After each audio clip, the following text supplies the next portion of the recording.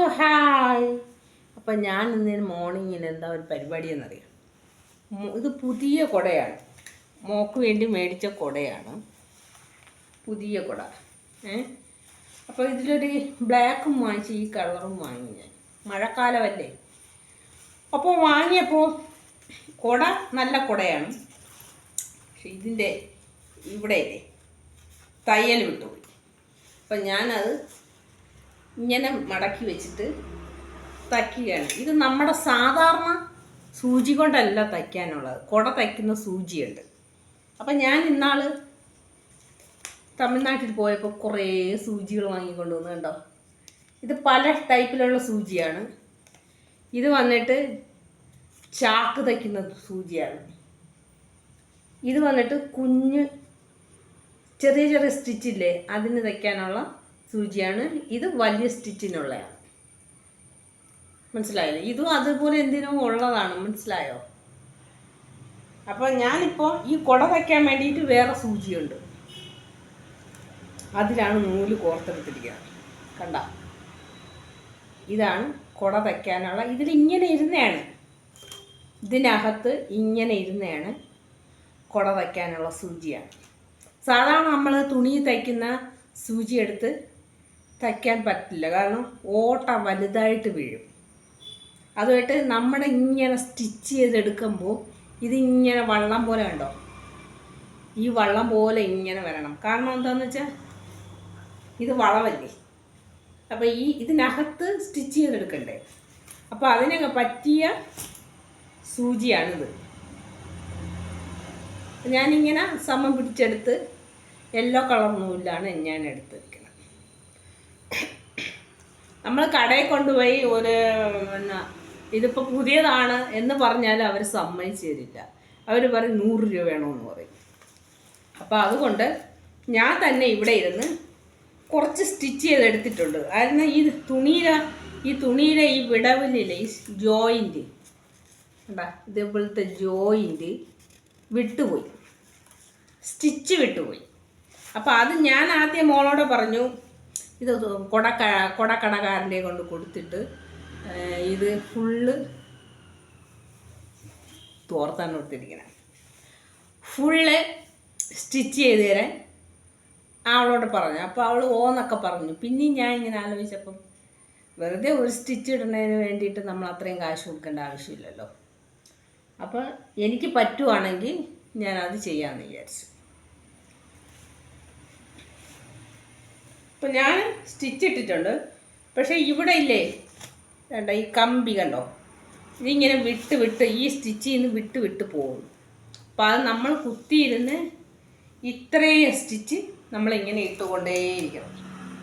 ഇട്ടാൽ മാത്രമേ ഇത് സ്ട്രോങ് ആവുള്ളൂ. അപ്പോൾ ഞാനത് ഇച്ചിരി പാടുണ്ട് കേട്ടോ കേസ്, നമുക്ക് ശീലമില്ലല്ലോ ഇത്.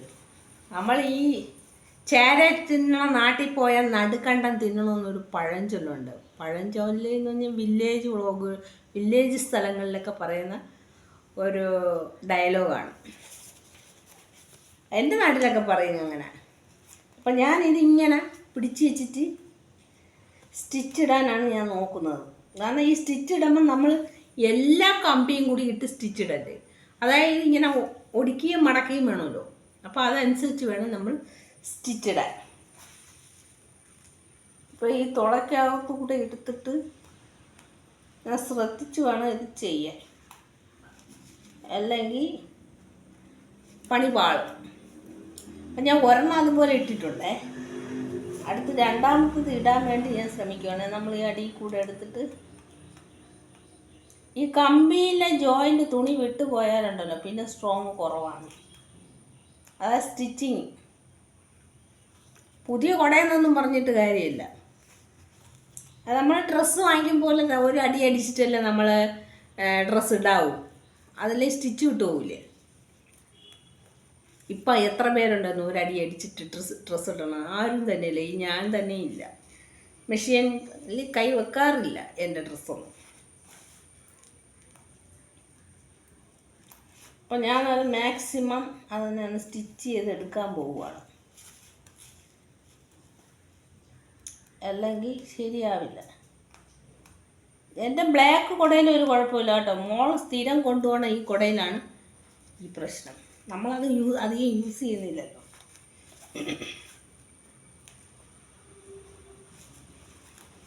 ഒരുവിധം നേരെയാക്കിയിട്ടുണ്ട്. പക്ഷേ ഈ വളഞ്ഞ സൂചിയാണ് നല്ലത് കേട്ടോ. നമ്മളെ സാധാരണ സ്റ്റിച്ചിങ് സൂചിയൊന്നും ശരിയാവില്ല. ഇത് കുട തയ്ക്കാനുള്ള സൂചിയാണ്.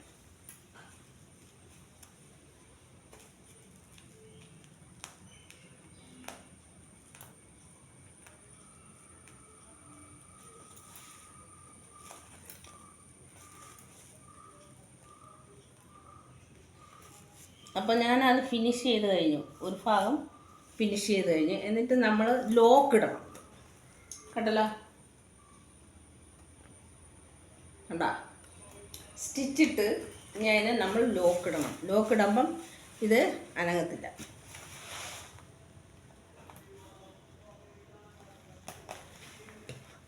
ഇവിടെ നമ്മളിങ്ങനെ പിടിച്ച് ലോക്ക് ഇടണം. അപ്പോൾ അനങ്ങില്ല, ഇത് എങ്ങോട്ടും തിരിയില്ല.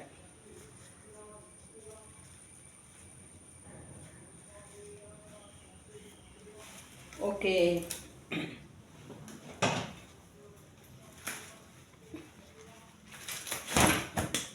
കണ്ടോ?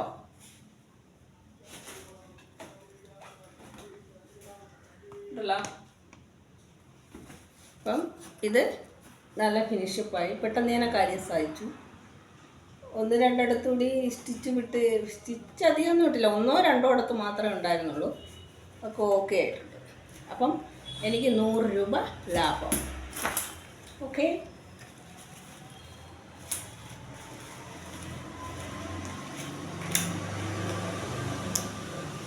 അപ്പം എൻ്റെ 100 രൂപ ലാഭമായ കൂടെ ഞാൻ സ്റ്റിച്ച് ചെയ്ത് ഫിനിഷാക്കി വെച്ചിട്ടുണ്ട്.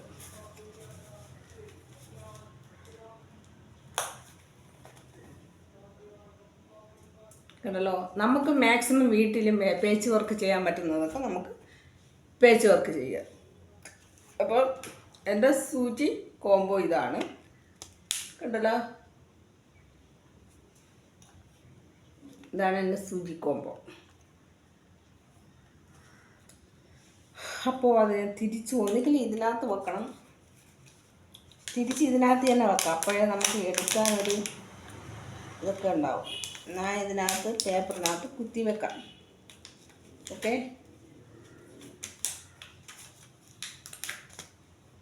കണ്ടല്ലോ. അപ്പോൾ ഗൈസ്, ഇതാണ് എൻ്റെ വീഡിയോ. ഇഷ്ടമായെങ്കിൽ ലൈക്ക് ചെയ്യുക, സബ്സ്ക്രൈബ് ചെയ്യുക. ബൈ.